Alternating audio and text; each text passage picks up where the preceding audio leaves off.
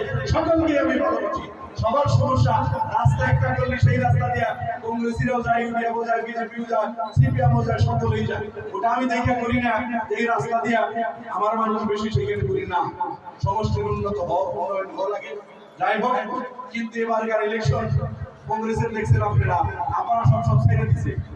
288টা কাউন্সিলরের মধ্যে ক্যান্ডিডেট দেয়, 183টা ক্যান্ডিডেট দেয় নাই, আরো কিছুগুলা দিছে তারা বিজেপির হাতে বিক্রি যায় করছে। এইভাবে সব মিলে 288টা কাউন্সিলর দিচ্ছে, 37টা জেলা পরিষদের দিচ্ছে। আনকনটেস্ট বিজেপি চলে গেছে।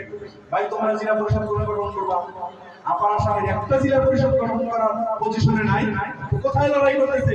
শুধু মিয়া এলাকায়। ঠিক এটারও বাজার লাগাইছে এখানে, বেচা কিনাও এখানে, রাজনীতিও তাদের এখানে। আরে ভাই এখানে তো আমরা আছি, আমরা তো বিজেপির বিরুদ্ধে লড়াই করবো, বিজেপিকে আমরা সমর্থন করতে